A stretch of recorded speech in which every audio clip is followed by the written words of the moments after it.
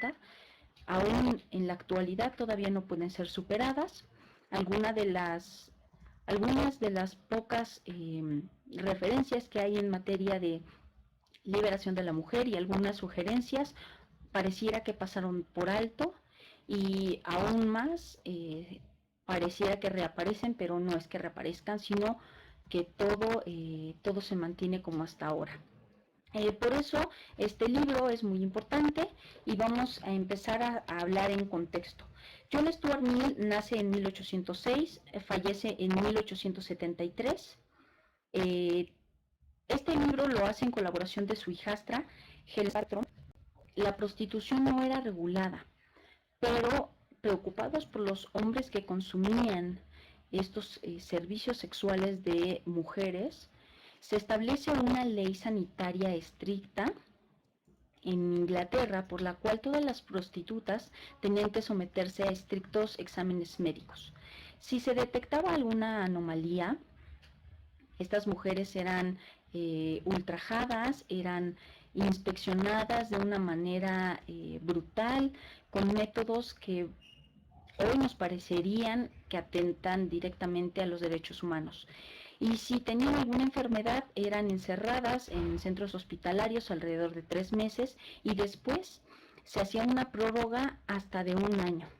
Un año en el que se tenían encerradas y tratadas con condiciones inhumanas a las mujeres que... ¿Se escucha mejor? Bueno, ahí se escucha un poco mejor. Bueno, entonces estas condiciones que tienen a la mujer en una condición inminente de discriminación hacen que un grupo de mujeres se organice, pero ninguna mujer podía acceder al Parlamento ni tener voto. Stuart Mill se da cuenta de todo esto y escribe este ensayo y escribe varias propuestas al Parlamento inglés para que la mujer pudiera acceder al voto y pudiera acceder también a cargos de elección popular. En 1866 es cuando Stuart Mill somete una de las primeras peticiones a que la mujer participe en el Parlamento, y este ensayo, que es lo primero, que los hombres son una lacra, es como lo dice Stuart Mill, que debe ser sustituida por una absoluta igualdad entre ambos sexos. Nótese que en 1860 Stuart Mill escribe un ensayo en el cual habla de una igualdad de sexo. Todavía no existe una diferencia de género que fue instaurada después de que Stuart Mill escribió este ensayo. Hoy consideramos al género como una distinción, pero también es una de las principales críticas que se le hacen a las teorías feministas, que conciben esta diferencia y que estas diferencias hacen a su vez que sea contradictorio el que queramos un trato igualitario. Ahora, el contexto, para que ustedes también entiendan por qué Stuart Mill está a favor de la liberación femenina, es porque en la autobiografía que se hace de Stuart Mill, bueno, y que está publicada, obedecía, más porque se dejara querer por nosotros. Era una madre distante, era una madre que, si bien se ocupaba de sus hijos y todo era intachable, no podían sentir un amor real ante ella. ¿Por qué? Porque no había hecho algo más, porque para Stuart Mill le faltaban características que no poseía y que él las viene a encontrar en la mujer que sería el amor de su vida y madre de Helen Taylor, Harriet Taylor.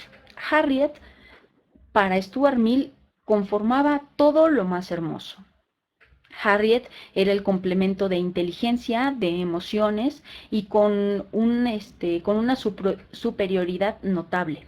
Harriet siempre alentaba, y muchos dicen que no se sabe hasta qué punto terminaba el pensamiento de Stuart Mill y en qué momento iniciaba el de Harriet, porque estaban íntimamente unidos para toda la vida hasta que Harriet fallece en 1858, que es donde su hija Helen empieza a tomar el lugar de compañera ideológica de Stuart Mill, no de una relación sentimental, pero sí para apoyarlo en todas las campañas frente al Parlamento y los escritos que él presenta. Entonces, ya una vez situado, vemos que Stuart Mill escribe varios de sus libros en los que rescata sentimiento femenino que él nota que las mujeres no es que no tengan ciertas cualidades, sino que jamás se les ha dado la libertad. Entonces, el primer punto que destaca es la discriminación contra la mujer y este sometimiento de la subordinado desde el inicio de las mujeres hacia el hombre, como un hecho universal basado en una circunstancia en el que el varón es, entonces se establecen, como les decía, con una cuestión de género, dicen, no, es que las mujeres tienen ciertas características y los hombres tienen otras, pero no es exactamente ese el punto, porque se atribuye siempre a las mujeres como una cuestión dócil, como una cuestión que no tiene fuerza, y muchos en la actualidad critican a la mujer porque no puede cargar un garrafón. Pues yo a eso le diría que hay muchas mujeres que sí pueden cargar garrafones, que cargan pesas, que practican karate, y que eso no comprueba que efectivamente todas las mujeres tengan más o menos fuerza que los hombres. Eso es algo demasiado subjetivo y demasiado general, en el que también sería absurdo decir que todos los hombres tienen sus músculos totalmente tonificados y trabajados, y todos son más fuertes que las mujeres. Si nosotros nos ponemos a pensar, vamos a encontrar de todo, tanto hombres que trabajen y que eso, y en la actualidad podríamos ponerlo en duda. Ahora, a lo largo también de la historia vamos a ver cómo siempre se ha tratado de justificar el sometimiento de tanto de una persona a otra como de un pueblo a otro. Recordaremos a los romanos. Los romanos justificaban para conquistar a otros pueblos que ellos contaban con una superioridad cultural y también una integridad superior a todos los demás pueblos. Entonces, lo que hacían, por ejemplo, con Cartago y con las demás ciudades que conquistaron, era derribar totalmente su ciudad, matar a todos los hombres y no dejar ni un rastro de las civilizaciones. Ahora, ¿qué pasaba con eso? Decían, es que nosotros podemos hacerlo porque tenemos un mandato de superioridad, el cual nos dice que nosotros podemos ser superiores. Solo era una creencia, pero era la justificación mal utilizada para someter a una persona. Pero a diferencia de los esclavos, a diferencia de las otras naciones, la mujer se ha enfrentado a algo que la sigue sometiendo hasta la actualidad, que naturalmente se le atribuye que ella debe depender de un hombre. Siempre se le ha enseñado que debe de esperar a su príncipe azul sentada y que él tiene que resolver todo, que ella tiene que esperar que alguien llegue y la defienda de los demás hombres, o tiene que decir, ah, no, esperen, estoy casada, tú no puedes agredirme porque estoy casada. Es decir, le pertenezco a alguien y como le pertenezco a alguien, arréglate con él, cual si fuéramos objetos. Entonces, la determinación y la pregunta sería, ¿quién es quién? ¿Cómo de que solo se alcanzaría, de que solo la humanidad alcanzaría un progreso intelectual y moral en el momento en el que se diera igualdad a todos los individuos, a todos los seres humanos, sin importar su condición? Esto incluía desde las personas en Inglaterra todavía, bueno, no tenían las condiciones de esclavitud, pero recordaremos que en otros países, incluso en la actualidad, tienen estas características de esclavitud. Entonces él decía que hasta que no hubiera ese progreso social en el que todos fuéramos iguales, nunca avanzaría la humanidad. Esta supuesta condición de progreso que tratan de plantear en las legislaciones la retoma Stuart Mill y la veremos nosotros un poquito más adelante, pero ¿qué ocasionaría que nosotros tuviéramos un problema en filosofía, sino en cualquier ciencia social? Se ha preguntado que cuál es la finalidad del hombre si no es esta que ser feliz. ¿Y cómo vamos a ser felices si las demás personas se encuentran en una condición tan triste que no nos dé otra opción más que sentarnos a deprimirnos con ellos? Pues no, Stuart Mill decía que teníamos que hacer algo. Por eso es que algunos lo consideran como utilitarista, porque él buscaba el bienestar no solamente de un grupo determinado, no unas nobilitas o un grupo patricio como lo veían en Roma, o no un grupo de nobleza, o bien una élite, sino que todos pudieran gozar de buenas condiciones de vida y de un buen trato entre personas. Este buen trato sería regido por realmente algo más que un gobierno, y decía que el trato igualitario de las zonas, pero realmente alguien conoció a las amazonas o podría decir y asegurar cómo estaban regidas. Realmente solo lo conocemos por relatos, y en un momento dado tendríamos que aceptar que se pudiera optar y tener este ejercicio de un gobierno regido totalmente por mujeres, para que ahí realmente se pudiera elegir, ¿sabes qué? Esto funciona, esto no funciona, vamos a regirnos de esta manera. Para que pudiéramos saber que esta diferencia entre las consideraciones de justicia y convivencia social entre hombres y mujeres fueran un poco mejor.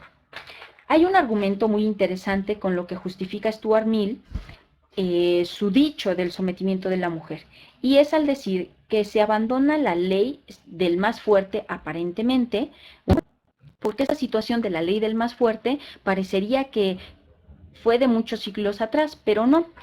La ley a nadie se nos permite practicarla.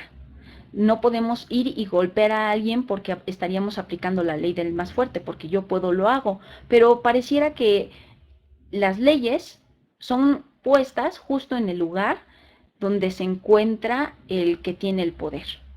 Entonces dice Stuart Mill que eso vendría siendo lo mismo. ¿Por qué? Porque si yo coloco el derecho a quien tiene el poder de ejercerlo, es decir, voy a poder poner abogados que coadyuven con el Ministerio Público, pero ¿quién se va a poder allegar de ellos? Solamente las personas que tengan dinero. Porque quien no tenga dinero se va a tener que esperar con lo que le dice el Ministerio Público o con lo que le dice el defensor público, y al final va a quedar igual de las personas. Entonces, es un argumento muy interesante que nos pone Stuart Mill para pensar realmente si las leyes están puestas donde se encuentra el interés social general, o bien las instituciones se colocan donde las personas las colocan las personas donde tiene el poder.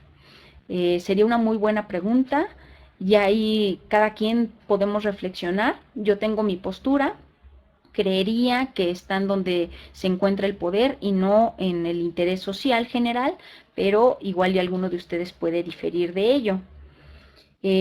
Otro punto, o el segundo argumento que encontramos en el libro del sometimiento de la mujer de John Stuart Mill, es una justificación natural. Yo recordaba que desde niña a mí me enseñaron a que una mujer debe de sentarse con los pies cerrados, no debe de ser sin actualidad. Se siguen, no en una generalidad, pero sí muchas familias y muchas regiones a nivel mundial, no solamente de México, siguen con estas características y justificación natural. ¿A qué se refiere también? No solamente a una cuestión de comportamientos y de sentarse, comer o no decir groserías, sino esta justificación natural es que las mujeres se deben someter de manera natural al mandato de un hombre. Muchas se justifican o encuentran perfectos argumentos en lo mencionado por la Biblia. Desde el Antiguo Testamento y después en el Nuevo cambia un poco el argumento, o se pareciera que es un poco más flexible, pero vuelve a adquirir rigidez en la carta a los Corintios. Pero en el Antiguo Testamento vemos que se casa o la dan a un hombre porque bíblicamente no estaba configurado el matrimonio como lo entendemos hoy en día, de acudir de manera libre, sin vicios en el consentimiento, ante un oficial del registro civil o juez, como se dicen ellos, para contraer matrimonio, sino que se acudía o simplemente se realizaban ciertas labores y la mujer pasaba a ser propiedad o pasaba a ser ya mujer nada más del hombre. Entonces, esta justificación natural dicen, bueno, es que hay un mandato divino por el cual las mujeres deben someterse y deben atender los deseos del hombre.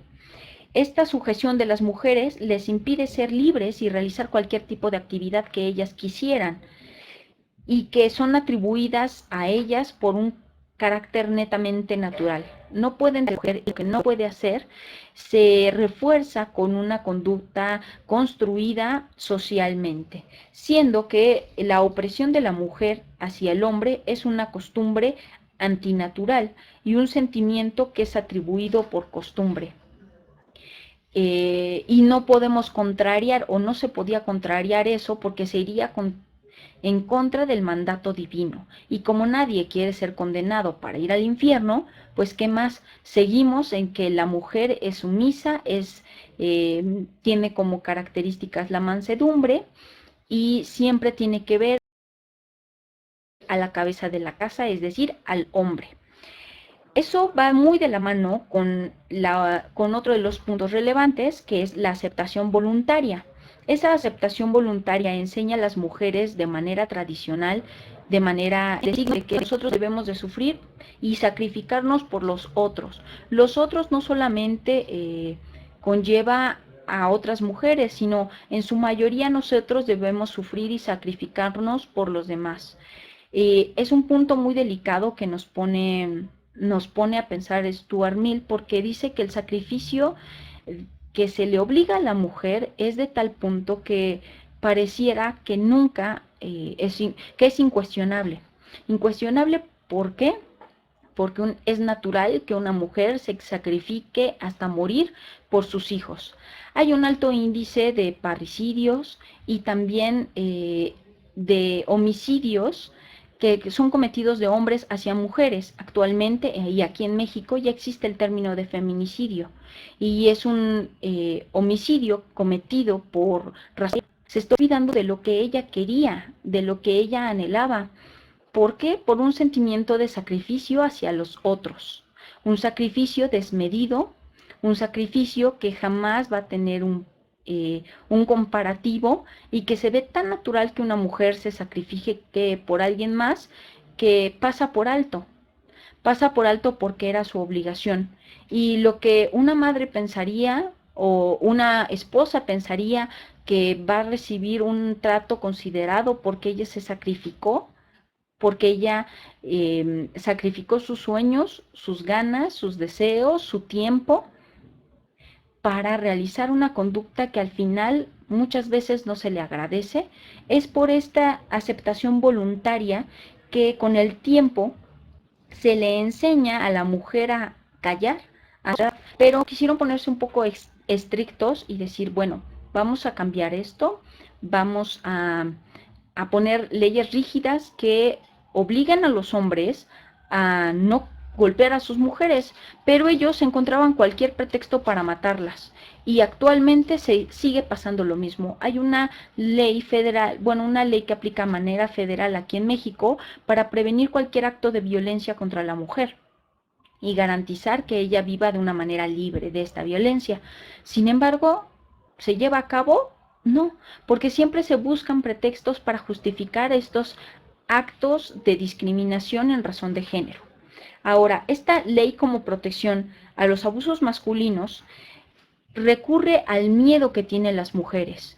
Stuart Mill menciona que muy pocas mujeres quieren sacrificar lo que ella quiere por el bienestar de sus hijos, porque sus hijos tienen derecho de vivir en una familia, sus hijos tienen derecho de tener un padre. Entonces ella tiene que sacrificarse y no puede acceder a una justicia por la violencia de la que ella está siendo víctima por sacrificarse. Entonces este miedo, y este miedo no solamente al hombre por una cuestión física, sino también a la represalia social. ¿Qué van a decir los demás? Ahora voy a ser madre soltera. ¿Qué van a decir los demás? ¿Qué va a decir la sociedad? ¿Cómo me voy a ostentar? ¿Qué apellido va a tener mi hijo? Llevan a la mujer a que las pocas veces que denuncia, desiste de la acción y prefiere dejarlo en libertad que ser catalogado. Yo lo voto y por eso él es agresivo conmigo. El conocimiento de los deberes naturales de la mujer es este sentimiento de vivir para los otros y que no podría ser posible sin que nosotros viéramos de manera obligatoria cómo se reafirman socialmente. Y hay 3 puntos muy sencillos por los cuales este sometimiento de la mujer se ve reafirmado desde sus orígenes y desde que somos pequeñas. El primero es una atracción natural. Nos enseñan que las mujeres naturalmente debemos ser novias de un hombre. Entonces, desde ahí estamos excluyendo no solo a las mujeres, sino también a las personas homosexuales, llámese gays o llámese lesbianas. ¿Por qué? Porque solamente necesitamos una relación heterosexual. Entonces, el segundo punto es una entera dependencia. Yo no puedo estar completa si no me he casado. Es decir, esta entera dependencia también es un privilegio de la voluntad de él. Es decir, ay, híjole, bueno, voy a ver, ¿qué le gustaría a él? Entonces encontramos características y preguntas que nos reafirman desde toda la vida. Muchos hombres preguntan, ay, es que ¿por qué las mujeres no se pueden decidir? Bueno, porque socialmente se nos ha obligado a ser de determinada manera. Muchos dicen, están horas frente a una tienda comercial probándose ropa y preguntan, ¿este se me ve bien? ¿Y qué tal este?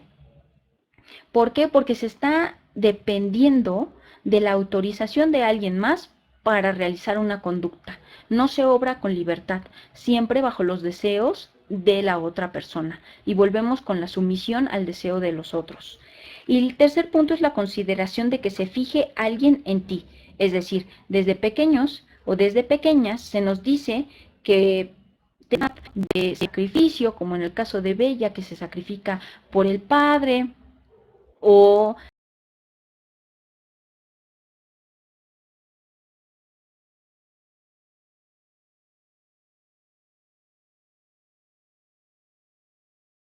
de sumisión total para que alguien se fije en nosotras y nos cambie el mundo y utilizarlo. Estos tres puntos son utilizados para someter en todos los momentos de su vida a la mujer, desde que es niña hasta que es adulta. Y aún después, porque el atractivo principal exigido a una mujer es la mansedumbre, la obediencia y la renuncia a lo que ella quiere. Otra cosa de lo que llamamos la naturaleza de las mujeres es una cuestión, como les decía, inminentemente artificial.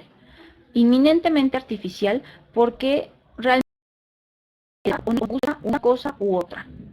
Los hombres, es que es muy raro ver a una mujer en una carrera de ingenierías o de ciencias exactas.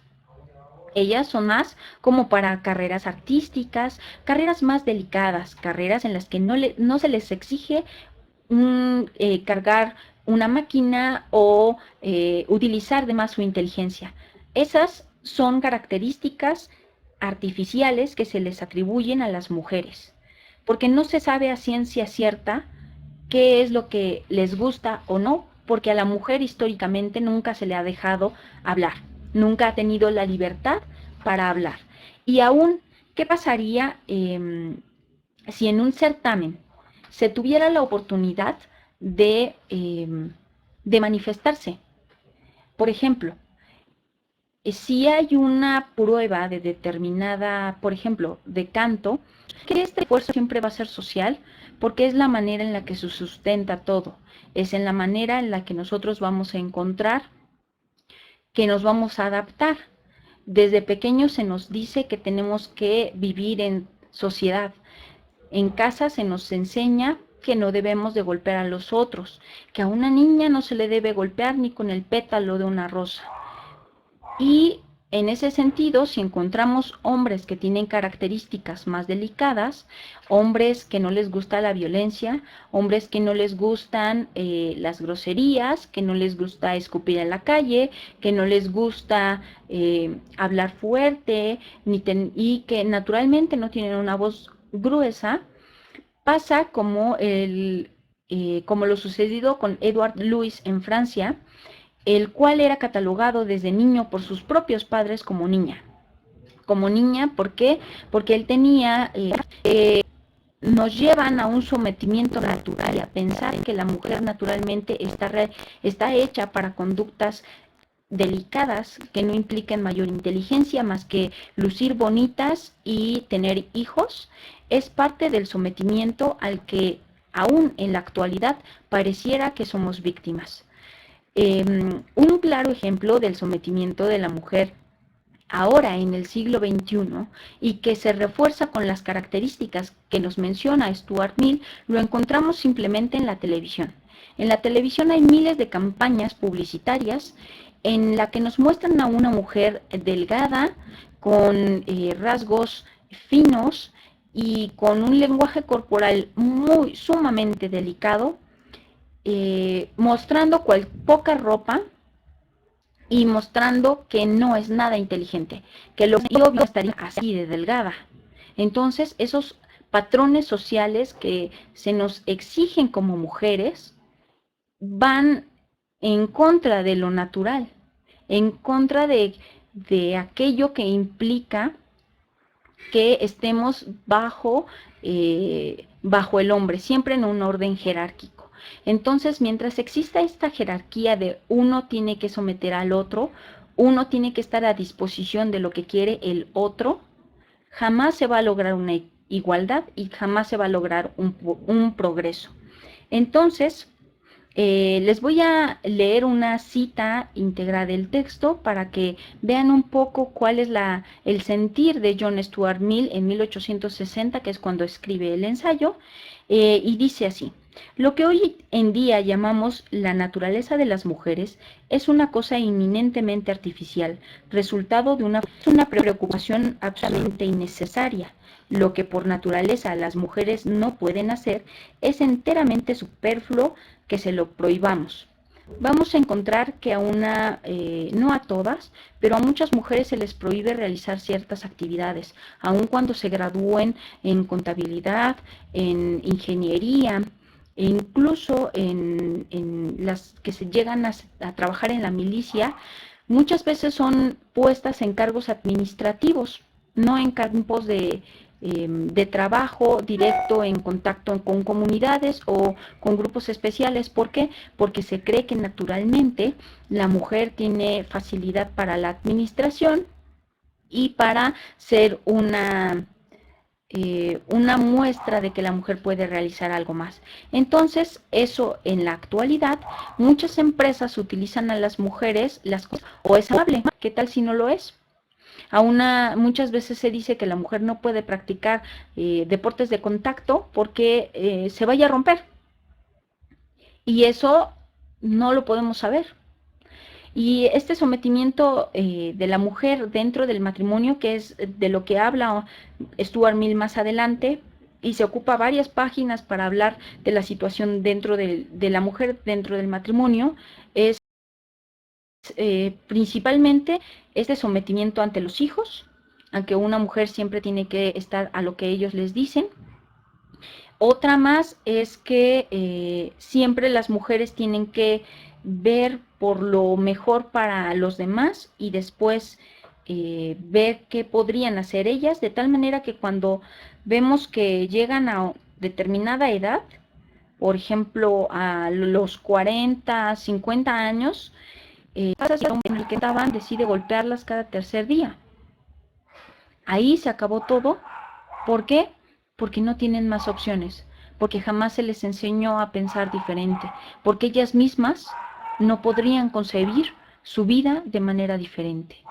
Y ahí la pregunta: ¿nosotros concebimos nuestra vida de una manera diferente a la que nos dijeron que es? Es un buen punto, porque en mi caso personal, a mí me dijeron que una mujer no iba a poder tener una licenciatura. Y que una vez que terminé la licenciatura me preguntaban, bueno, pero ¿por qué quieres un posgrado si ya tienes una licenciatura? Si ya es todo lo que puedes aspirar. Y yo les decía, porque yo quiero más. Oye, pero no se te olvide que tienes que tener vida, porque tienes que tener hijos, porque ¿en qué momento los vas a tener? Bueno, ¿y qué tal si no quiero tenerlos? Siempre me dice que deba hacer. De tal manera que también Stuart Mill nos presenta la costumbre como una limitante a la libertad de la mujer. Entonces, para ello debemos eliminar esa costumbre, eliminar lo que socialmente nos dicen que debemos hacer, para realmente preguntarnos qué es lo que quiero hacer. Y ya casi se nos acaba el tiempo y vamos a ir cerrando un poco los temas. Algo que se les prohíbe a las mujeres es pensar es decir y es creer qué es lo que quieren hacer. Tomar un verdadero camino hacia el éxito y a la felicidad.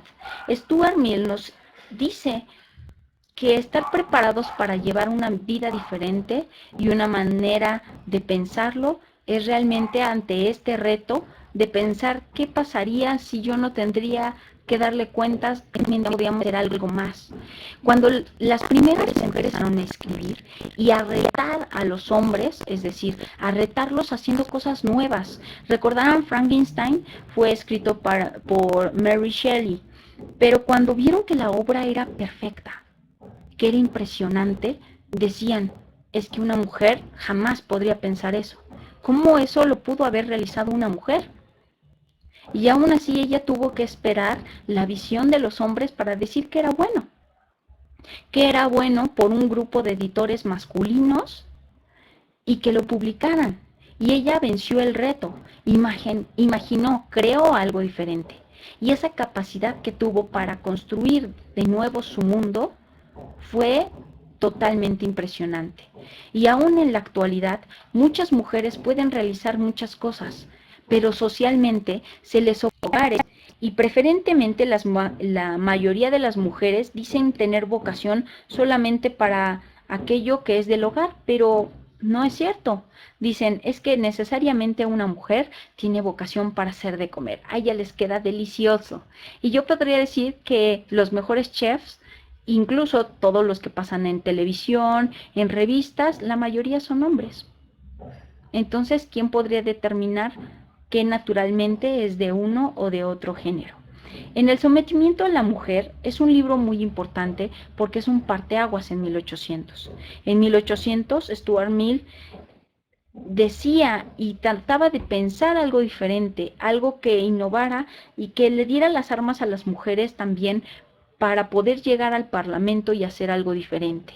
Hacer algo diferente a lo que podría concebirse ahora como las Juanitas, ¿no? Que aún están sometidas, pero si llegan ya hasta aquí es para hacer cosas en beneficio de quién, de las mujeres. Entonces es como surge el término feminicidio por un colectivo que se dedica a investigar los asesinatos de mujeres por razón de género, por el simple hecho de ser mujeres. ¿Por qué? Porque yo soy más fuerte y porque yo te puedo matar, porque yo tengo voluntad en ti. Entonces, esa manera en la que nosotros vamos a encontrar el sometimiento de la mujer va a ir desde lo mínimo, que es decir, enseñarle a nuestras hijas, a nuestras sobrinas, que el vestirse de rosa es obligación de las mujeres y estar pensando que toda la vida una mujer, si no es madre, no es una mujer completa. Eso viene en contra de la naturaleza de la mujer. Otro también de la naturaleza de la mujer o que no, si realmente hombres conocen a las mujeres que los rodea o no. Eso solo se podría lograr con que compenetraran en muchos aspectos y aún así con 20 años de matrimonio, 10 años de matrimonio, 10 años de noviazgo o incluso con sus madres, ¿realmente las conocen? ¿Realmente saben si qué es lo que ellas quieren? ¿O ellas siguen preguntándoles si se les ve bien un vestido para lograr su aceptación? Son puntos muy relevantes que tienen un grado de actualidad, aún a pesar de que Stuart Mill pone estos argumentos en 1800, ahora en el siglo XXI, en pleno 2015, siguen imperando y el sometimiento que viven las mujeres por un orden de jerarquía sigue siendo justificado no solamente de manera social, sino también por las leyes. Hemos hablado este tema por demás interesante. Hay una serie de ensayos que hemos escrito aquí en Grado Cero al respecto de las mujeres, al respecto de los derechos que ellas tienen, que tienen acceso, pero que realmente no pueden utilizar porque hay muchos tabús. todavía en la actualidad, y también van a encontrar masculinidades obligatorias, porque así como a la mujer se le somete desde pequeña, a los hombres también se les exige de ser de determinada manera, se les exige ciertas conductas y que también son obligatorias para ellos y socialmente no podrían librarse tan fácil de ellas. Entonces, la manera en la que nosotros les presentamos estos materiales, me encanta que les haya interesado, es justo para analizar, ver desde una manera diferente cómo, pues pronto lo leeré y espero traérselos más adelante junto con otros materiales que estamos trabajando para hacer una serie de podcasts de género que espero les gusten. Van a estar arriba en Podomatic, en Proyecto Grado Cero en Podomatic, en Revista Grado Cero en Facebook y también en nuestro blog Grado Cero Prensa, que está en WordPress. Ahí van a encontrar más contenidos. También por ahí ya se analizó, espero traerles junto con otros compañeros un comparativo entre los derechos de la mujer y los derechos de los animales, en donde hay puntos de coincidencia en cuanto a sometimiento, en cuanto a utilización como carne, pero eso esperemos que sea en otra ocasión y que tengamos un poquito también de tiempo para platicarlo con ustedes, pues invitarlos nuevamente a que no se despeguen de los contenidos de Anafinet